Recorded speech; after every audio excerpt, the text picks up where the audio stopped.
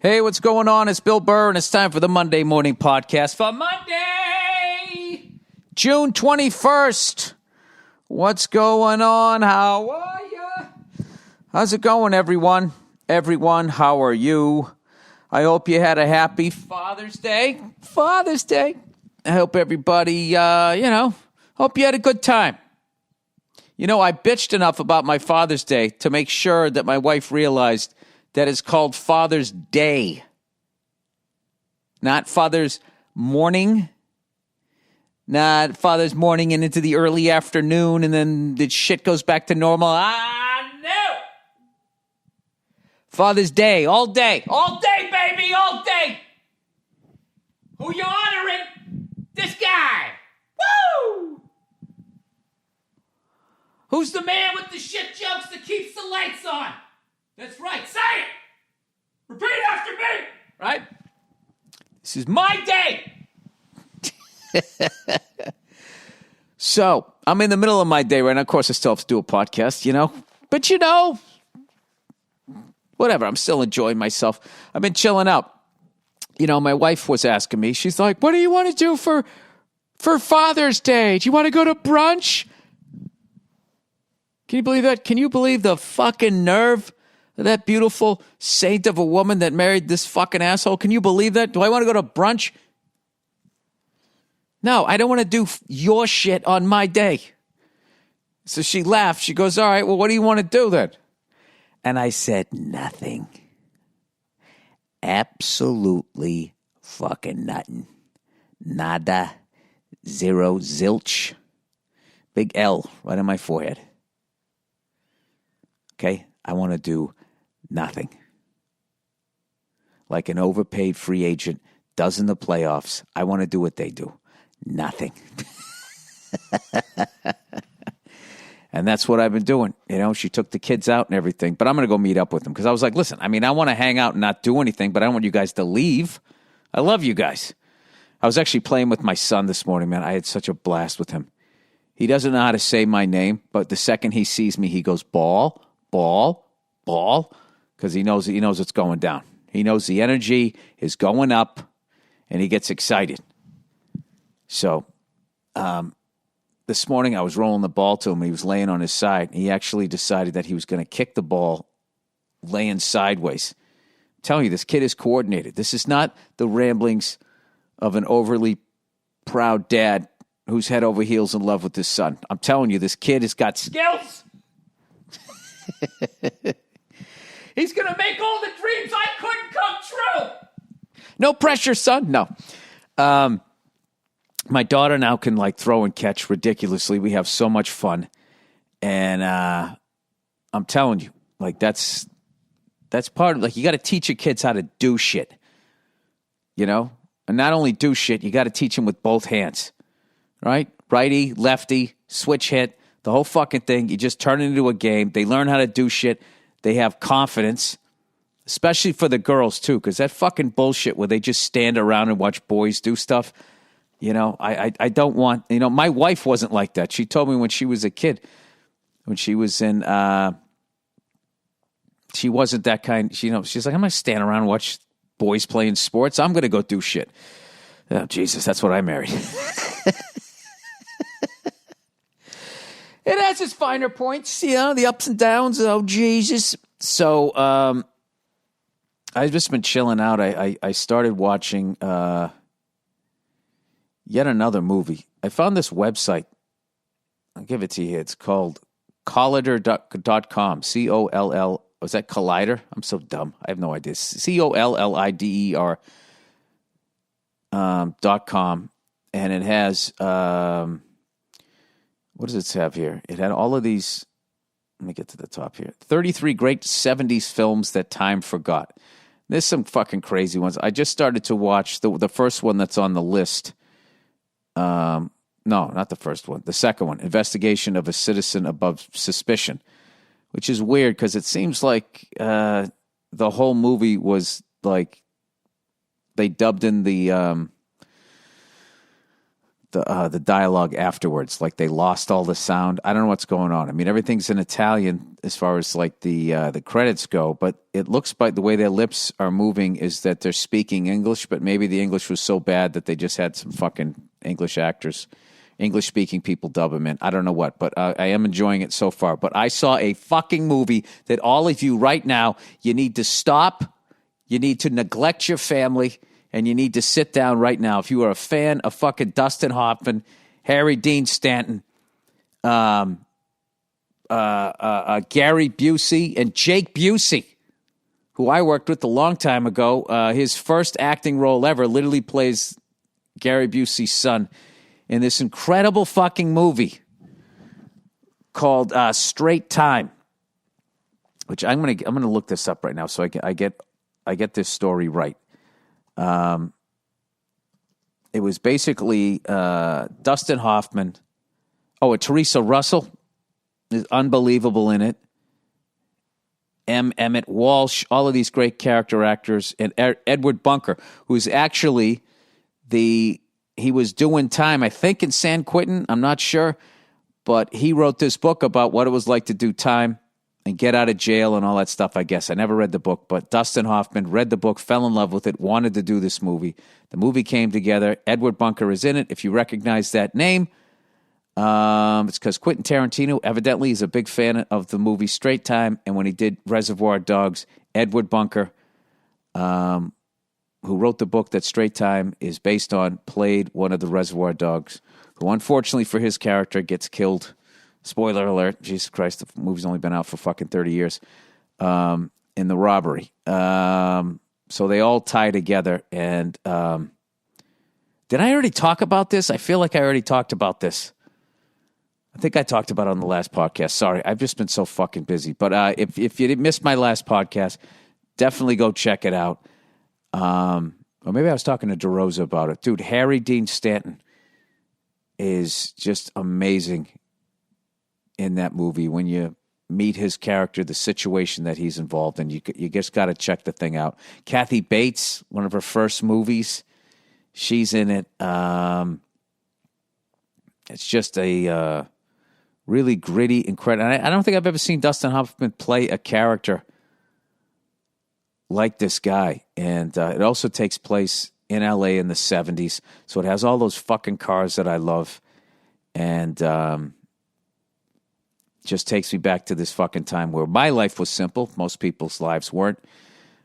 Speaking of that, a buddy of mine who did some work on my old truck, he found this old Ford, four-door, like LTD, an original owner, or maybe the second owner, but like the car is all original, except, listen to this shit, it's a 1970, right? It has a second gas tank in the trunk that was added after, obviously aftermarket, put this thing in there because of the gas shortage in the early 70s. And they never took it out, and they still have it. How fucking cool is that, That reminds me, like, when you watch the Jay Leno's Garage, like, literally, I would say at least 30% of your love for whatever vehicle is the story. I mean, you got to love the way the car looks and everything, but if it's got the great story on top of it, how fucking cool is that? I mean, now that's literally like, that is like a statement of just what the car went through, where this country was at, and the bullshit of the gas shortage, because here we are 50 fucking years later. I remember those lines. That's how old I am. And the speed limit just kept coming down and down to 55 miles an hour. And I was talking to my grandfather at the time, going, by the time I learn how to drive, the speed limit is going to be like 30. And he was smoking a pipe. He's like, oh, no, son, it's not going to come down that far.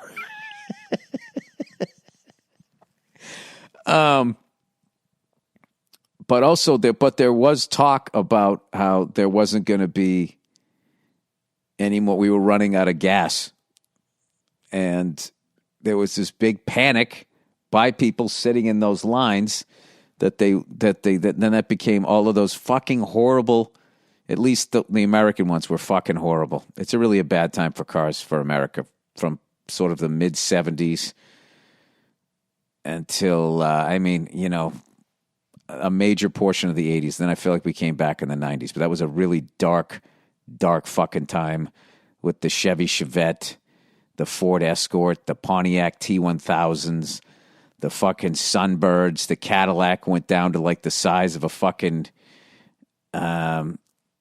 a Ford Fairmont. It was just bad. The whole fucking thing. They're ugly. Those Dodge K cars that saved Chrysler.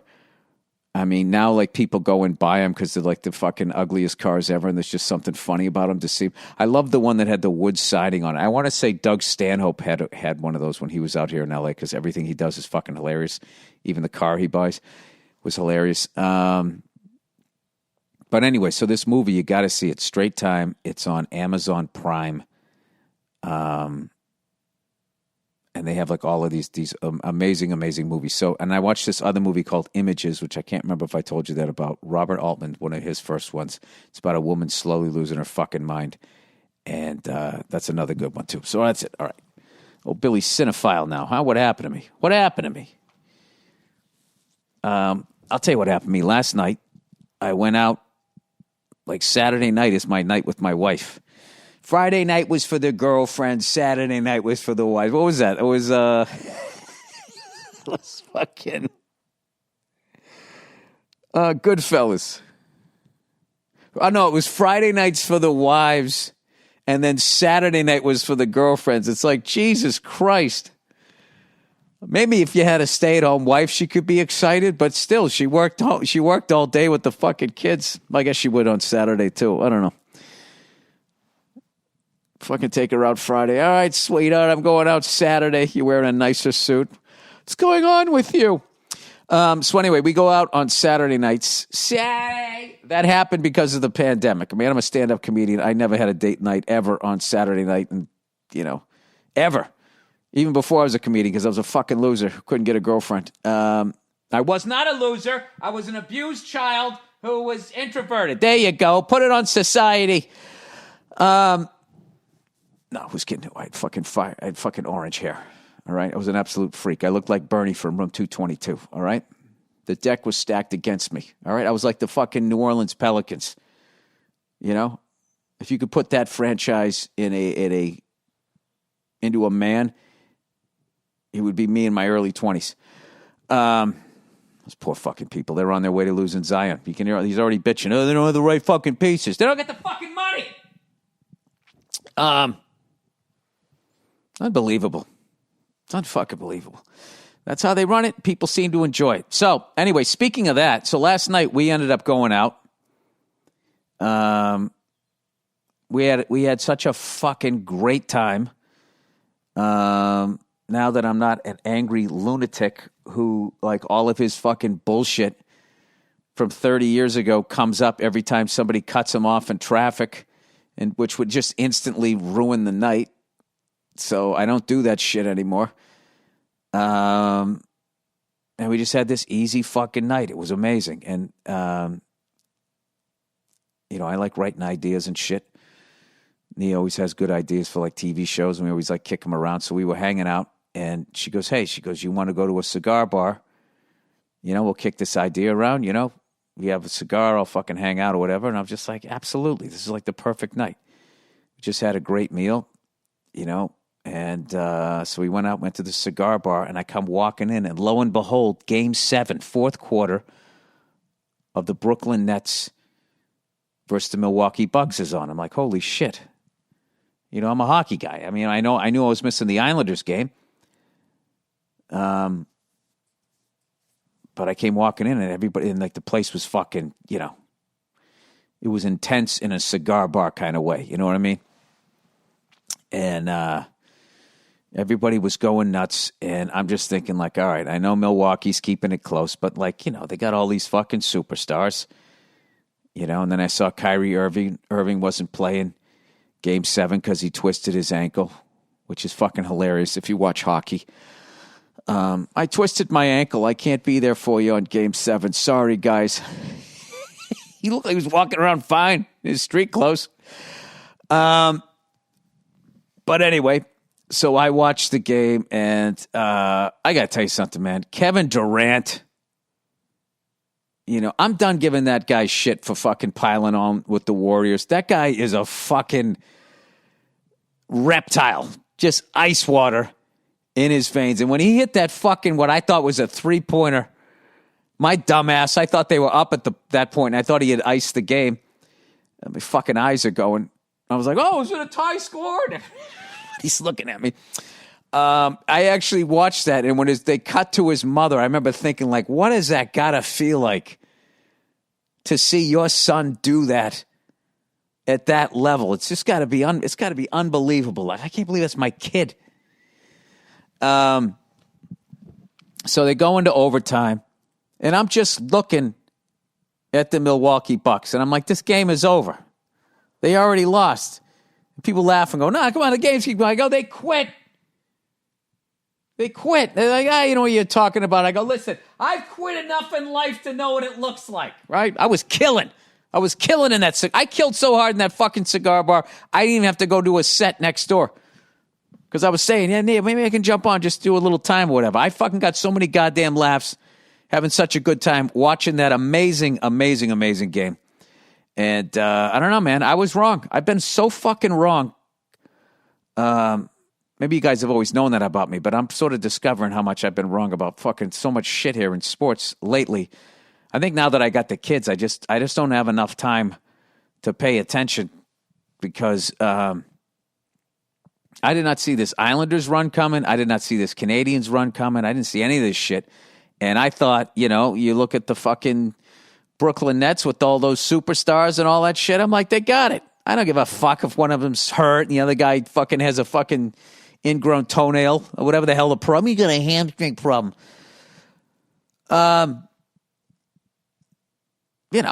Bucks don't have enough firepower to beat this team, and lo and behold, they ended up winning. I just had so much fun, and it was kind of cool that my wife was there too. She's like, "Wow, man, this is a good time." I'm like, "Yeah, man, sports, get into it." Jesus Christ, watch something. She's social. She's social. So if she's just home with me, she takes me for granted. I'm like that lamp in the corner. Every morning you wake up and there it is. After a while you stop seeing it. So, it takes a bunch of other guys flipping out for her to get fucking, oh shit, this is the thing. Yes, this is the thing. So congratulations to the Milwaukee Bucks. All the fans, of course, a bunch of new fans, because anytime you have a run, there's a bunch of new fans. But all the hardcore Milwaukee Buck fans, all the way back to Sidney Moncrief, still waiting for your first fucking NBA championship since fucking I'm going to say 71? When Lou Alcindor? Let's see if I look. Let's see if I'm right. Milwaukee Bucks NBA championship. I'm going to say 71. 71. 71. Bam! Here's one for you. I left this long message on a buddy of mine's phone where, I was thinking about the Toronto Maple Leafs and their 54-year drought, which is really interesting. 54 years. Now, if you're a hockey fan, then 54 should stick out, especially if you're a Ranger fan. That was how long their drought lasted, and they were considered cursed. They went from 1940 to 1994. 54 years without winning Lord Stanley. Right? Now, what's crazy about that is that was 27 years ago. And 27 years ago, when they won their first cup in 54 years, the the Toronto Maple Leafs were 27 years into their drought. And no one was saying that they were cursed because Detroit had still not won, and neither had Chicago. Detroit hadn't won since like the mid-50s. Chicago hadn't won since 60 or 61. So, let's talk droughts here. I think droughts are overrated, and curses and all of that type of shit. I think there has to be, like, now that there's so many fucking... Like, I understand why the Red Sox were considered cursed. Obviously, they went 86 years, but also... It's like, dude, you guys weren't winning Red Sox were not winning championships when there was like 12 teams in the league. So I understand them getting shit like that. And I guess you can still give it.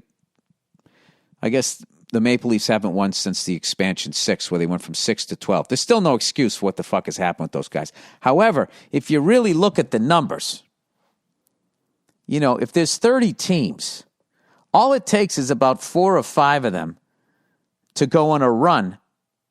And once they start winning like multiple championships, it becomes like the Michael Jordan thing, where all of those, Patrick Ewing, Charles Barkley, what's his fucking name there on the Portland Trailblazers from Houston? What the fuck? Clyde Drexler, all of those great, Dominique Wilkins, all of those guys who never won championships, because maybe Dominic sort of overlapped the Larry Bird era and Magic Johnson, but like all of those people who didn't win is totally understandable. Like if you look at the NBA in the 80s, it was basically the Lakers and the Celtics. Sixers got one. And then you went into the Pistons era where they went back to back, and then it was like the fucking Chicago Bulls. Houston winning 2. So you're talking about from 1980 to 1998, 18 NBA titles up for grabs.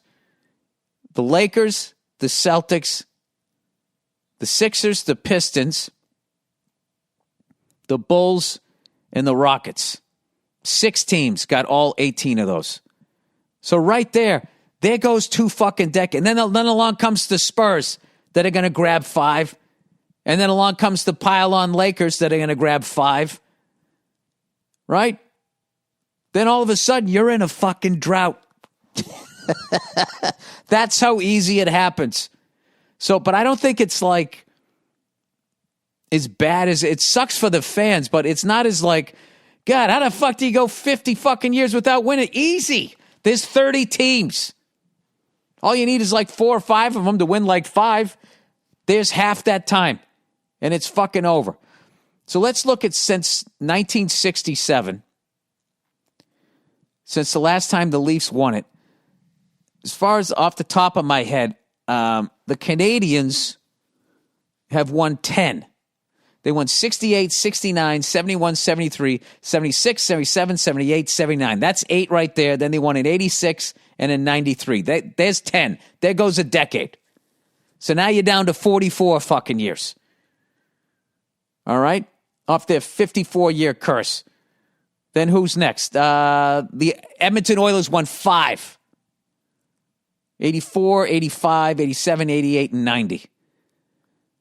All right, there's 15 years in. Islanders won 4. Let's see, how many of the Penguins? I'm going to have to look this up. Penguins won 2 with Mario, and then I think 3. Yeah, so they've won 5. So that's 5, 10, 14, plus the Canadiens 10. Then the Devils won like 3. The Red Wings won 4. There's another 7 that are out the fucking window. Like, I don't even know how many teams have even, like... It's really hard, is what I'm saying, for, like, the St. Louis Blues. I mean, for them to go 50-something years to finally fucking win it, I guess I kind of understand why they won it the way they did. It's just like, listen, we're not going to win it playing hockey. Let's just fucking run the goaltender and punch the better players in the face till they're fucking injured, and then we'll win the series. Fuck you, Blues. Sorry. The Capitals. Who else was like a one-and-doner? Calgary got 1 in 89. Yeah, so I'm just saying, it's very easy. That was a long, long fucking way to go to say that it's really easy to get into a fucking drought. That's all I'm saying, people. So lay off these fucking coaches. Okay, it's very difficult. I'll tell you what else is difficult is for me to sit there and understand how, like, I really thought, like, okay, the Islanders got by the Bruins. That's sort of their cup. Tampa's the defending champions. I mean, I know it's 2-2.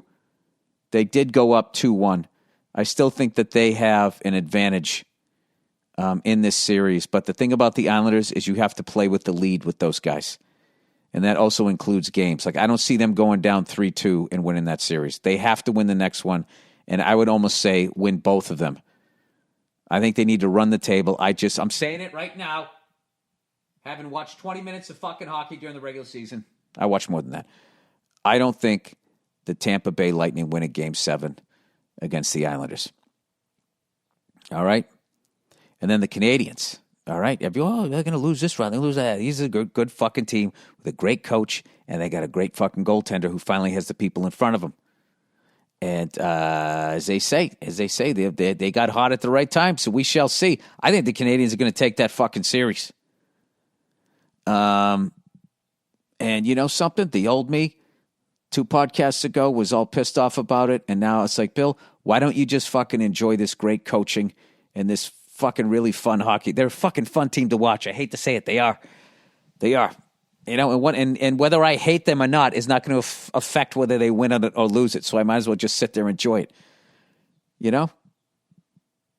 I got wife and kids walking around the house. I'm going to be sitting downstairs like, Jesus fucking Christ, that's boring! Fucking boring! I'm not going to do that. I can't do that. I can't do that to people.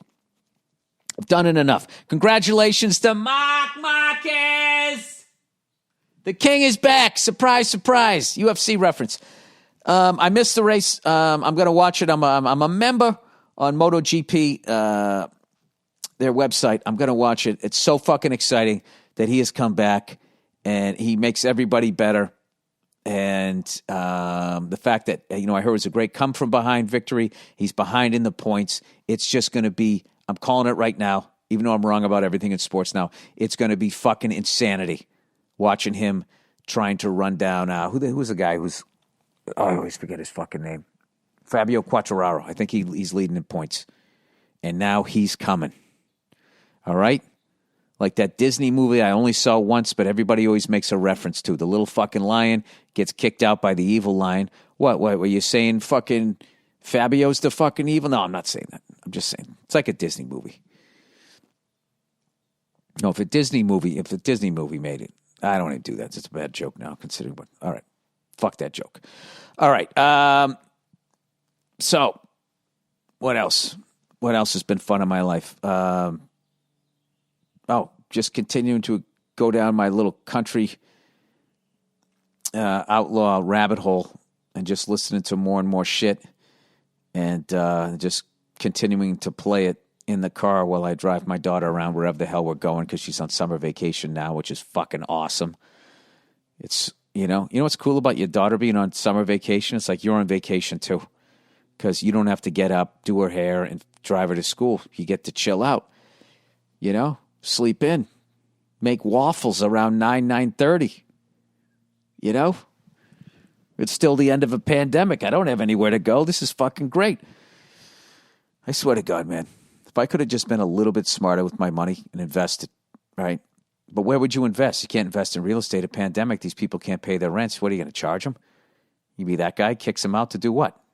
Who's going in there? Nobody has a job.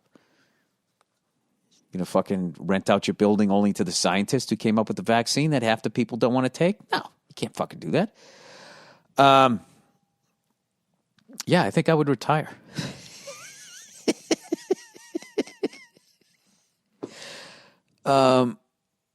Yeah, I think I could fucking do it. I wouldn't retire, but I just would be a local comic. I would just do spots out here in LA. Just be the local guy. Podcasting. I mean, I could fucking do it if I wanted to.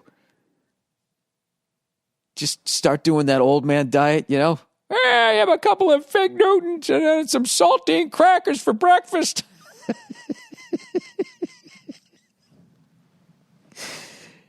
Just start eating those little bird fucking meals that they eat and shuffle around the block.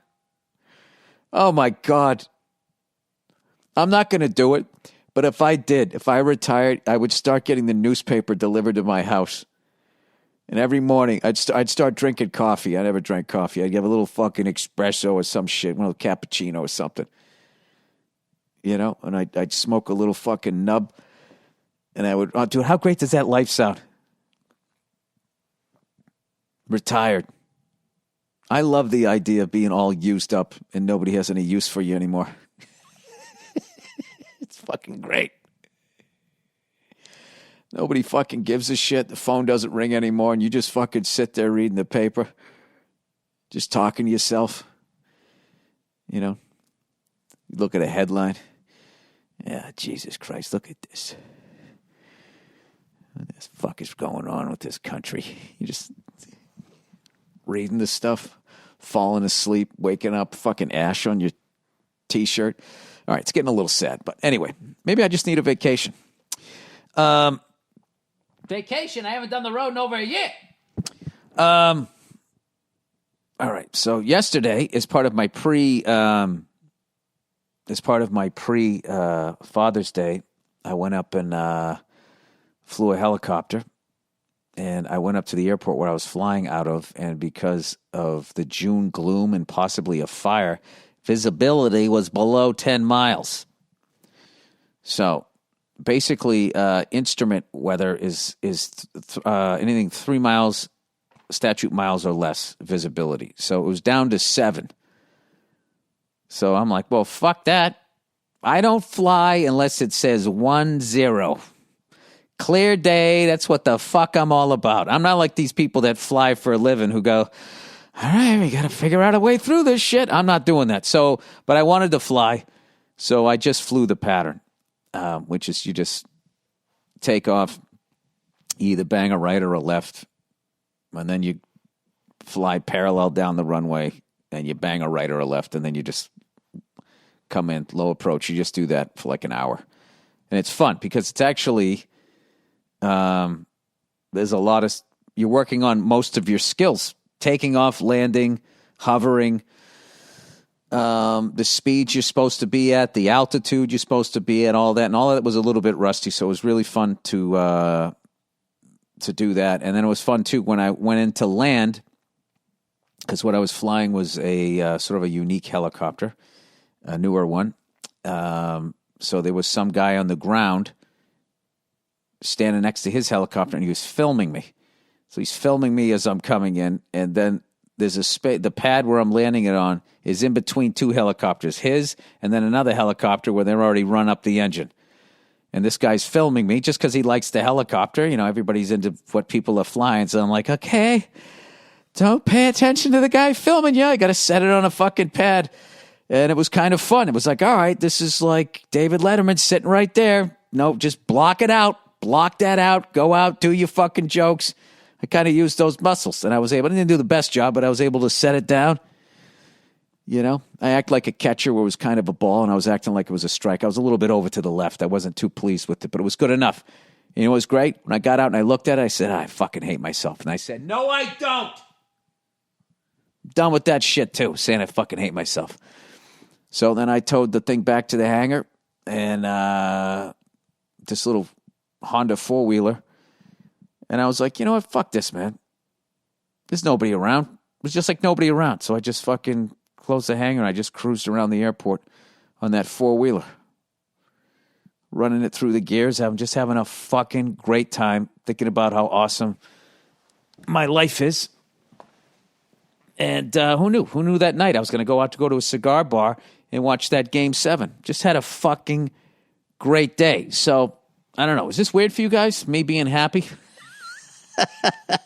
I guarantee you, I'm still going to be a fucking lunatic on stage. Because I did a set at the Comedy Store Thursday night. I did 2 of them. And, oh my God, I was having a good time. I was having a great fucking time. And I haven't even gotten into, because of short sets, I haven't even gotten into what the fuck I want to talk about in this hour. And whatever this is going to be. So once again, I am really excited about this Vegas gig coming up. I'm doing some tune-up shows around LA that will be announced soon where I'm doing full sets. All right, full contact karate comedy I'll be doing around town and working this shit out. And I don't know what it's going to be. I'm going to figure it out. So when I get those dates, I will let you know. All right, and with that, let's read some of the advertising here. Oh, look, MeUndies. MeUndies smoking a fucking stick. Do-do-do-do. MeUndies. You got too many free agents. You guys are dicks. I'm rooting for the other fucking team. Even though most of the guys I've never seen, I don't know their names, but I'm happy they won. And Milwaukee got a day in the sun. You fucking cheesy eaters. Don't fucking shart your fucking undies. All right, me.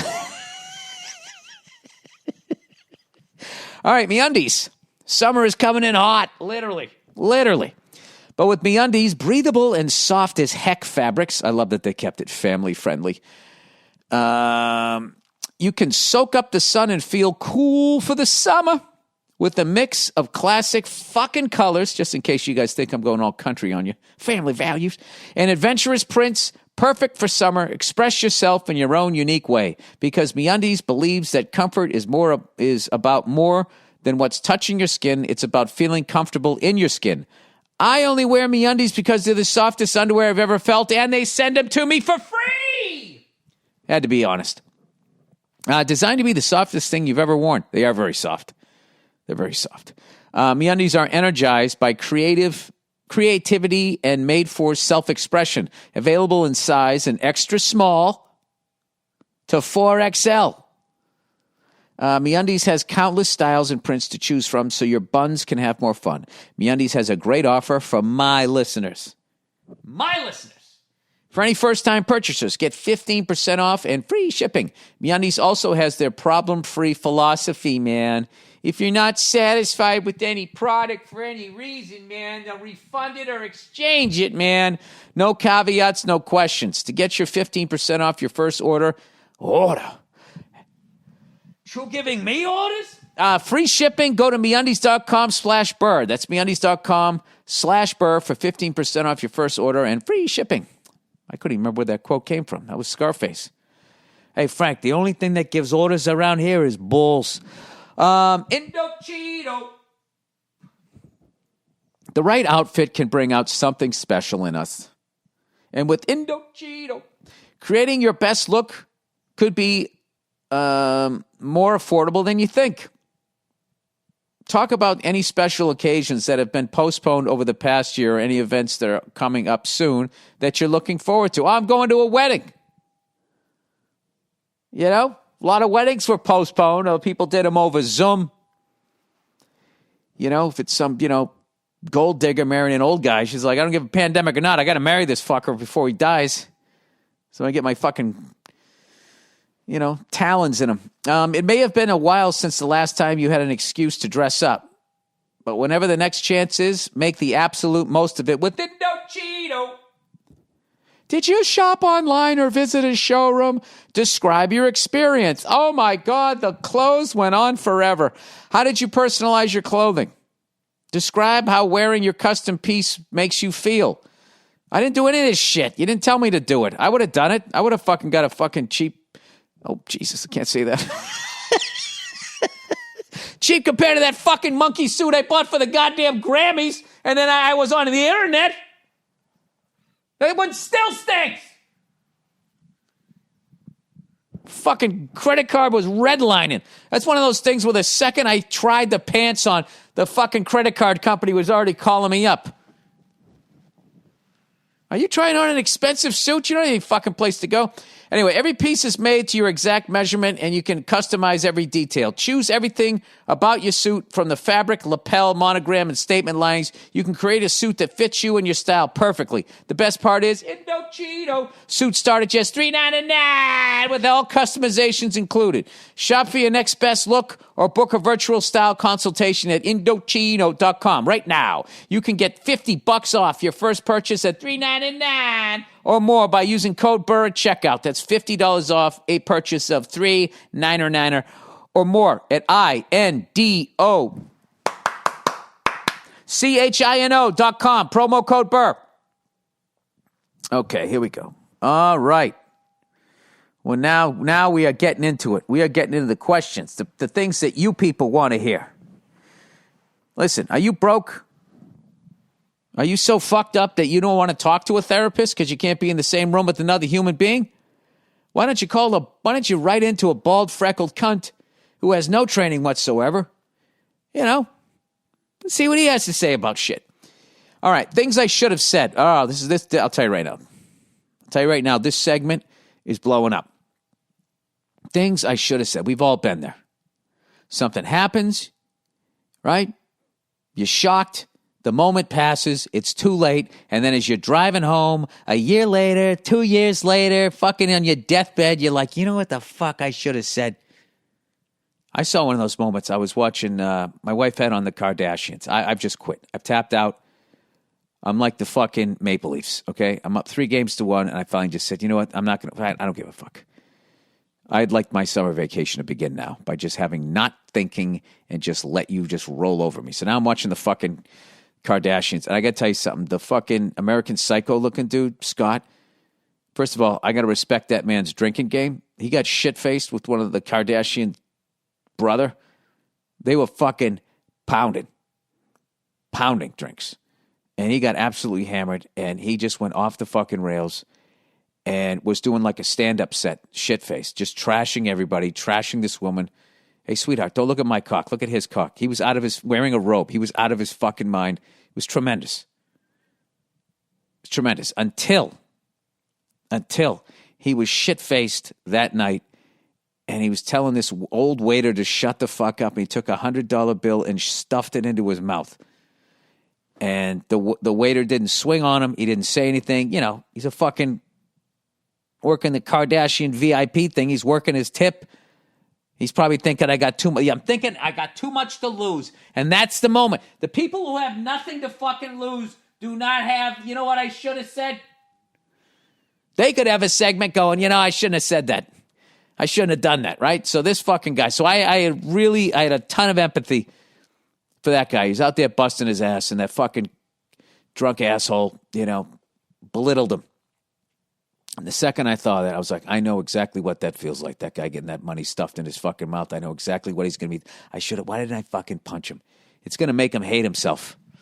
But we've all been there, which is the purpose of this fucking segment. Things I should have said. Number one, hey, Billy Bagpipe. I like that. That's a new one.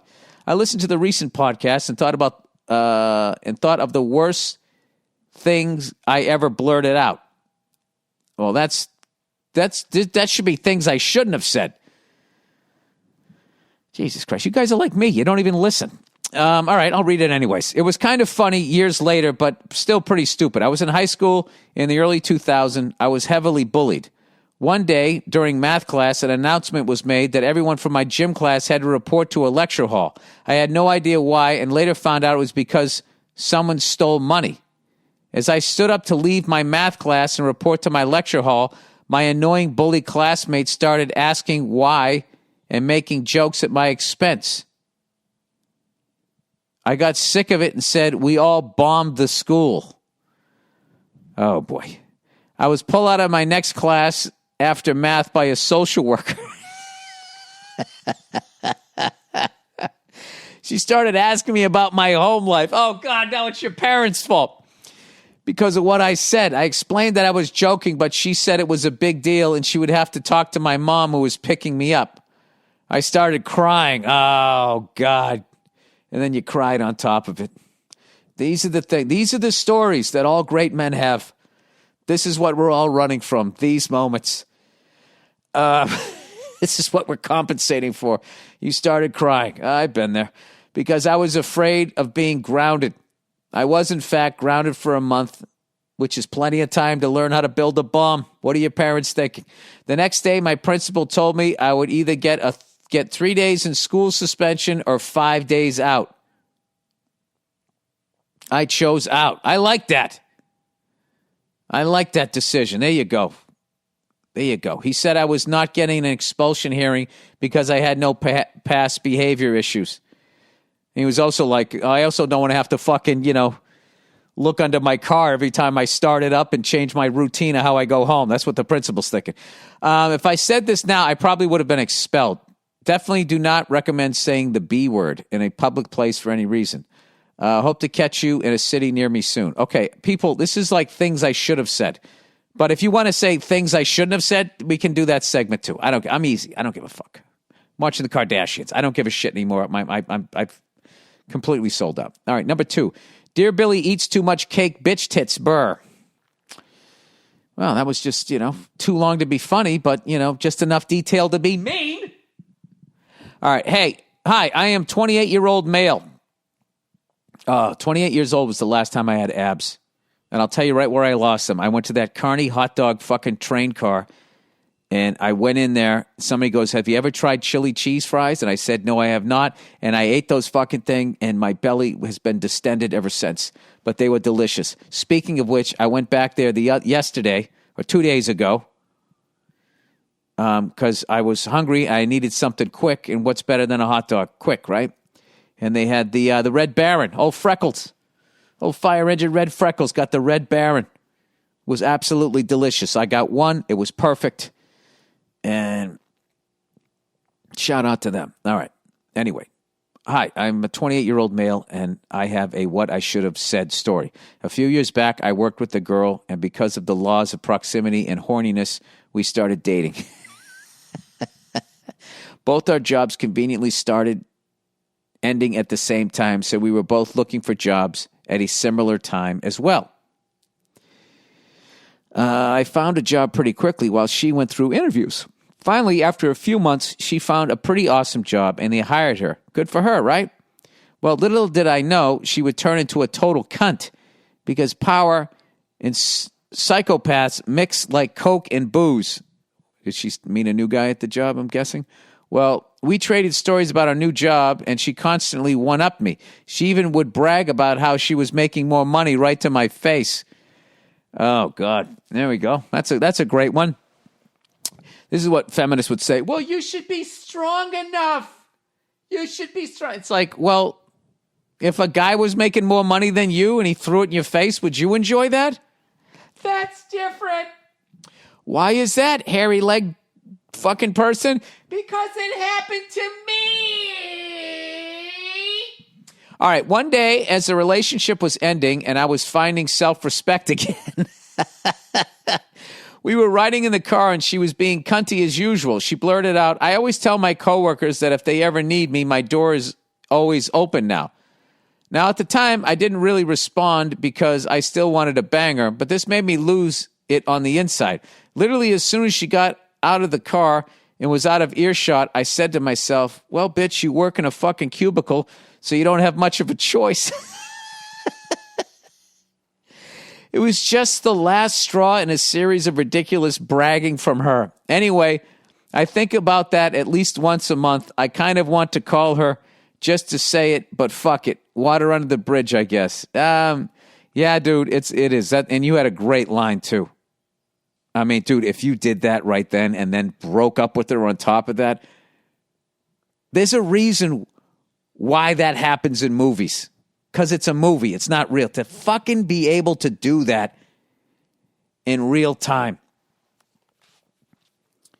I remember one time I was on this, I think I've told this story before. That's all of my stories at this point when you do a podcast solo for the better part of fucking 2 decades. I did this trip. It was me, my brother, my grandmother at the time. I know. We were great grandkids, okay? She was alone at the time. We said, hey, we're going to go see the Southwest. Why don't you come along with us, right? So we'd take her to all the tourist sites during the day, and at night, me and my brother would go out and get ripped. You know, we had a great fucking time. So anyway, but we brought her along, Grand Canyon and all of that shit. So at one point, we went into some fucking restaurant somewhere around the Grand Canyon, and we went in there, and there was some fucking waitress, and she fucking hated her job. And she was being, it was so, when I look back to it now, it was almost like an SNL character.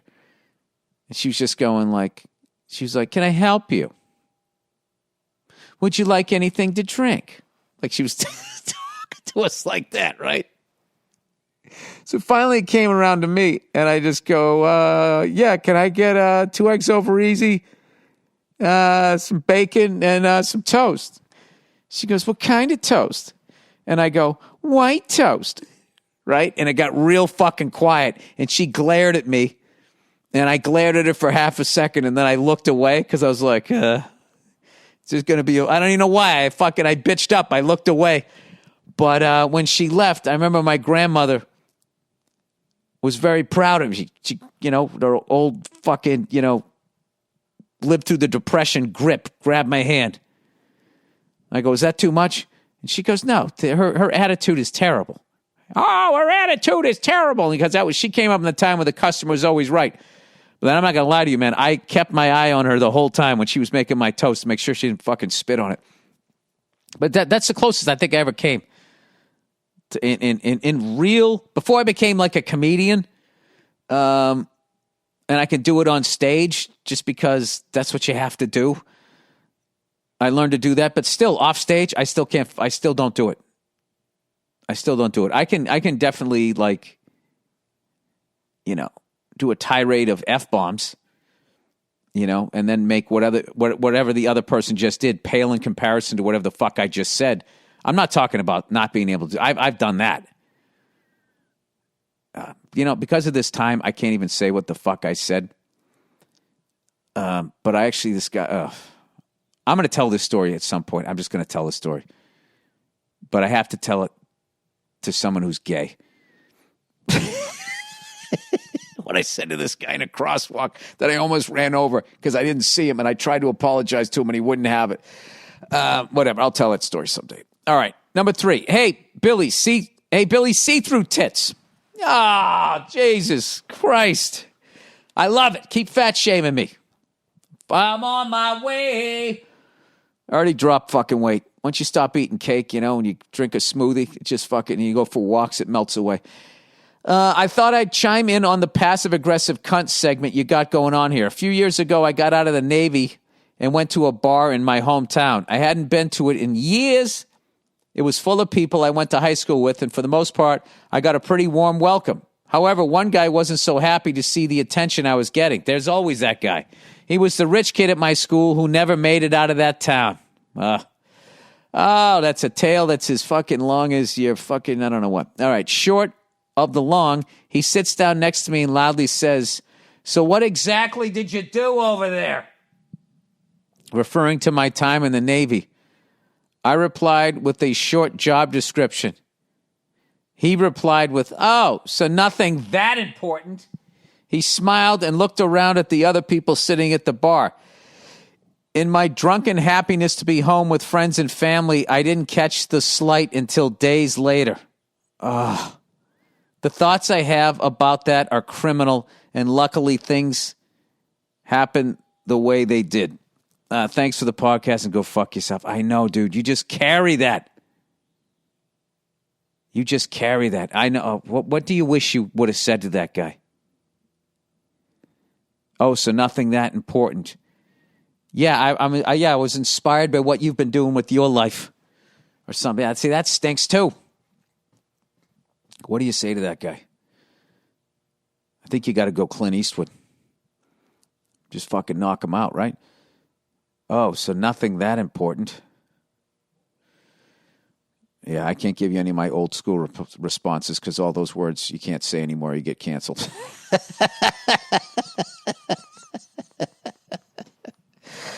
And that's the way it is. That is the way it is. All right, so here we go. The Montreal Canadiens. It's kind of funny, though, when you really think about it, that the Montreal Canadiens have been around as long as they have, and Vegas is a new team. But they have so established themselves. You got to give it up to the Vegas Knights, how much they've established themselves so quickly, going to the NHL Finals. Stanley Cup Finals, I don't know, whatever their first year was, 2-3 years ago. Was that against the Capitals, I want to say? Yes, it was, 2018. I don't know. We will see. We will see what happens. But I was like everybody else going, this is going to be Vegas and Tampa in the final. And all of a sudden, it's looking like, is it going to be the Islanders and Canadiens? Way back in the fucking day, the people that ended. And then the Canadiens could avenge the fact that the Islanders ended their almost decade-long dominance of the NHL. Well, they sort of shared the dominance with Tampa, with Toronto until 1967. I don't know. All right, guys, I'm all alone in the house right now, and I'm just starting to babble, beyond what I usually do here on the podcast. So I came up a little bit short. It's only 54 minutes, but you know what? God damn it. It is Father's Day. I'll tough it out. I'll do another fucking 5 minutes for you. All right. You want to hear the music I've been playing? for my kid. So I've been playing with the Kingston Trio and some Glenn Campbell. This song called "Gentle on My Mind," and I kind of got into this song because I saw him play. If you go on YouTube and you watch him play it live, and you see Willie Nelson and all these guys just sitting there watching him playing, it's fucking amazing. Like, but the fucking lyrics, it's a really sad song to the point I'm like, is this just me, or is this song really fucking sad? And it's kind of about this guy who has this chick that he really loves, you know? But he's always away, and he's not near her. But when he thinks of her, she's always gentle on his mind, which means he loves her. So the whole fucking song, I'm like, well, then what the fuck are you going all around everywhere? Why don't you go home to her? And the song was making me sad, and I realized, like, oh, wait a minute. This is what the fuck I did. This is how I fucked up a bunch of relationships. This is how, like, this is how fucked up I was as a kid. When there was a girl that I liked, rather than going over and saying hello and asking her out, I just started fantasizing about me playing the electric guitar or something, or fucking being a comedian, or I don't know what, fucking running into a house fire. I would just have these hero fantasies, right? And even in the hero fantasy, I never talked to her. She just saw me do what I did, and then that was it. I was a fucking mess.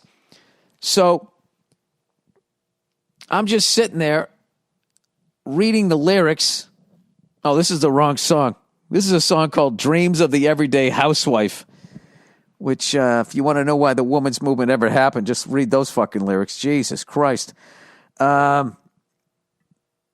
It's like a tribute to the woman who just gives up everything that she ever had, and now she's old, and she's looking at old pictures of her when guys were all interested in her, and now they're not, and now she's just a wrinkled housewife, and she gave it all up for me and my dreams. I mean, there's a, you know, as much as a dick as I am, it's not like I don't understand where all this fucking shit from the ladies is coming from.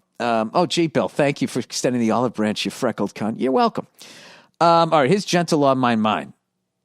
Let me read some of these sad fucking lyrics.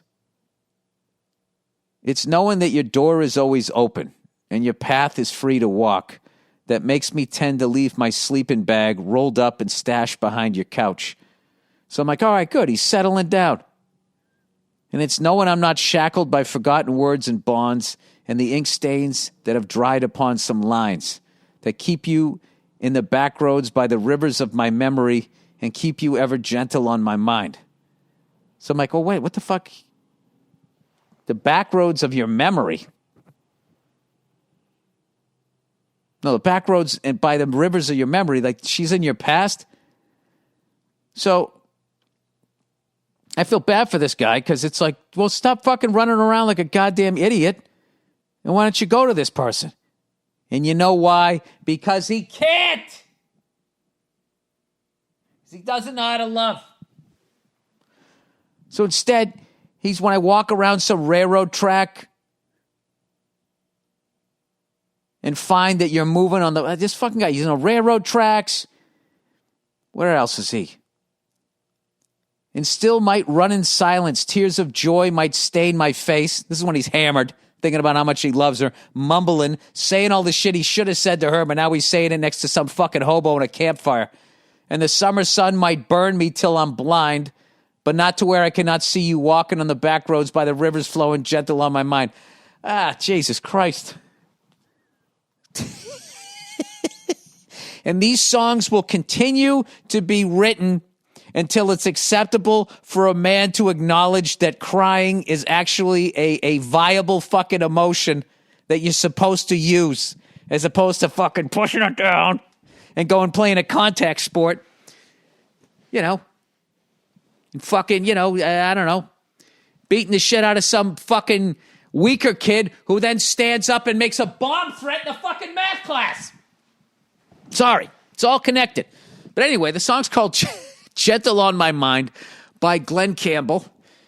You should check it out. And I don't know. If you're living that life, it's never too late to turn it around. Maybe you could go cheer up that fucking waitress in Arizona that I had 30 fucking years. Look at me. I'm tying it all the loose ends up. With 19 seconds to go. I'm like the Milwaukee Bucks here. You guys didn't think I was going to pull out a full hour. Well, guess what? I did. That's it. That's the Monday Morning Podcast. Go fuck yourselves, and I will check in on you on, what is the day after Wednesday? Sorry, I got to make an hour. It's Thursday. Bam, I did an hour. All right, happy Father's Day, everybody. I'll see you.